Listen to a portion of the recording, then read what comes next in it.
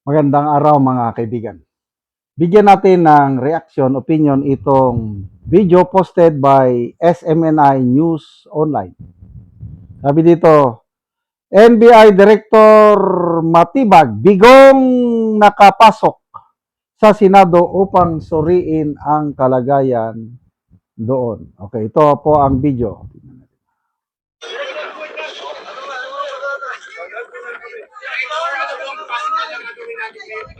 Titingnan nga namin kung ano nangyayari. Is it true? Is it possible to sir isa-serve po yung ICC warrant ngayon? Titingnan namin kung ano meron. But there's a possibility that they might be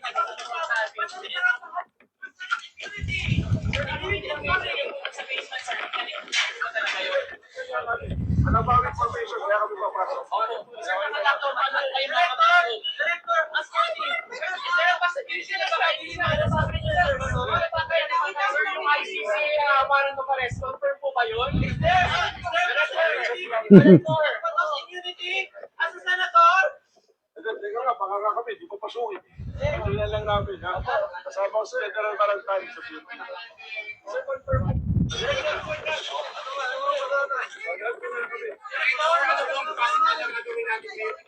Titingnan nga namin kung ano nangyayari. Is it true? Is it possible to sir isa-serve po yung ICC warrant ngayon? Titingnan namin kung ano meron. But there's a possibility that they might be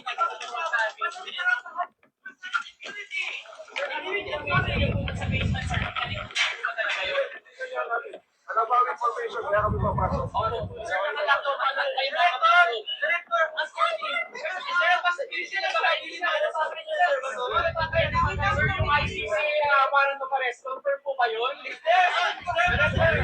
Director, immunity as a senator? Teka nga, baka nga kami, di ko pasukin. Tingnan lang namin, ha? Kasama ko sa General Barangay sa beauty. Sir, confirm po. So yan, kalagay dito, hindi nagtangkang pumasok, kailang bigong nakapasok. Anong purpose niya para pumasok? Para suriin daw ang nangyayari. Okay, so doon sa Senate deliberation, nakinig ako kanina, ganito daw ang nangyari, yung report ng Sergeant at Arms sa bagong Senate President is, umaga pa lang, nandun na ang mga NBI agents. Nakipag-coordinate sa Sergeant at Arms ng Senado. At then, ang Sergeant of Arms din, ininforman niya ang Senate President na by the time si Senator Soto pa. At yun, nag-usap-usap tungkol sa warrant. Hindi klaro kung meron bang ipinakitang warrant of arrest. Basta sinabi lang na may warrant of arrest, galing ba sa korte o galing sa ICC. Itong nangyari, bandang alas 2 ata, pumasok na si Senator Bato at yun, nagkahabulan. Itong mga NBI agents na ito, ay gusto nilang pigilan si Senator Bato na mag-attend sa session. Yun pala, ang mangyayari sa session ng Senado, magkukudita na. Dahil kung nagtagumpay sila, itong mga NBI agents, na napigilan nila pagpasok ni Senator Bato, edi walang change of leadership. Kaya nag-post si Kipicho. Medyo napamura ng konti. Sabi niya, bilib ako sa tapang ni Bato. Isinakripisyo niya ang kanyang personal safety para ipakita lang ang suporta niya sa mga Duterte. Di ba sabi ni BP Sara, payag niya sa Netherlands na halos iniwan na siya ng mga kaalyado nila sa politika. But then, kahit kakaunti lang ang alyado sa politika, kung kagaya nitong Bato, ang alyado, okay na lang. Kaya, magpasalamat tayo kay Senator Bato sa tapang at malasakit na ipinakita niya at nag-attend sa session at nagkaroon ng kudita. Oh. So, ngayon, update is, nagdesisyon na ang Senado, cited in contempt yung mga NBI agents na pumasok doon. Hanggat hindi nila maipaliwanag ng maigi kung bakit nila ginawa yun. Kasi nagkahabulan eh. Muntik pa daw nahulog si Senator Bato sa hagdan kasi tumakbo siya. Habulan. Ipinakita nila yung CCTV camera sa loob ng Senado. Talagang nagkakagulo, nagkahabulan. Mabuti na lang at mabilis itong Senator Bato. Saludo na talaga ako dito. O, di ba, malaki yung katawan niya? Kailang mabilis siyang kumilos. Takbo yan. Habol siya. Hinabol siya ng mga NBI agents. O, ngayon, kulong na. O, ito, NBI director, nag-attempt pumasok. Hindi pinapasok. O, no? Nerisi Gaba.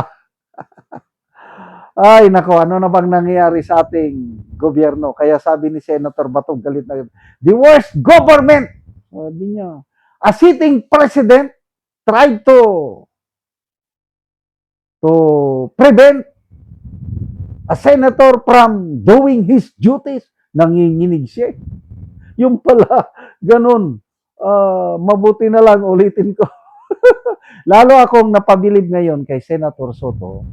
Lalo akong nawalan ng dismaya, tiwala sa NBI leadership. Hindi sa buong NBI kasi experience ko ito nung nasa serbisyo pa ako. Maraming matitinong NBI agents, maraming mga tao na nagtitiwala sa NBI as an institution. Nagkaroon lang na ang leadership sa NBI ay ganito, masyadong napolitika. Kaya sabi ni Attorney Guanzon, kaya pala napilitang nag-resign si dating NBI Director Jaime Santiago dahil yung ganitong gawain ay hindi niya pwedeng gawin. Malayo sa kalingkingan ni Director Santiago. So, good luck sa NBI agents na nakulong. Pasensya na sa NBI Director na nabulaga, hindi nakapasok sa Senate compound. Salamat mga kaibigan sa inyong pagsubaybay sa channel na ito. Nakakatulong kayo ng malaki sa tribong Talandig ng Bukidnon dahil ang sweldo natin sa channel na ito is pantulong po sa tribo. Namimigay tayo ng libreng yero at pako para makapagpatayo sila ng mas maayos na tirahan. Panoorin nyo ang video na ito. Ug karon mao na ni ang matabagan og yero si Lola.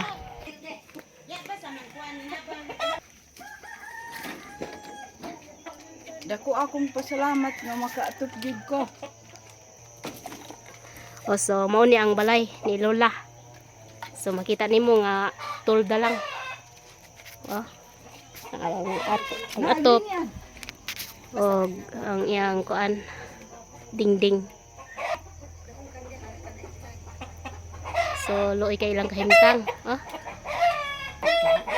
O so mao gyud ni ang naa diri sa sulod, oh. So makita nimo nga kuan lang gyud ang tolda lang gyud ang ilang atop, ang ilang dingding pod. So makita nimo, oh.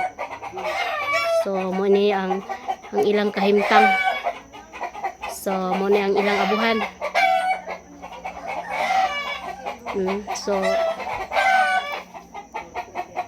kaya mo ipagkuan na lang og kuan karton o trapal lang gyud ang abuhan o mo pud ni ang ilang higdaanan.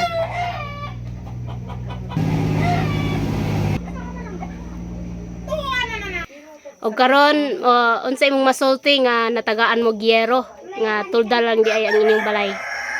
Nagpasalamat ko sa Ginoo nga ikaw gid ang gihimo nga instrumento nga mahatagan gid mi og sin nga makaatop sa among balay. O so makaatop na gyud mo kay tulda lang gyud og pilpod ang dingding ba. So pila na gyud ay ni katuig ang inyong balay nga anong tulda naman lang ang inyong atop? Duha. So duha na ka tuig. Tungod sa among kalisod, kutob ra gid among panginabuhian sa kaon. Oo, so ang trabaho sa imong bana di ay. So mag-uuma lang siya. So pila na imong edad? So 26 na ka. Sige na kay anak. Naa. Sige. Sige, salamat.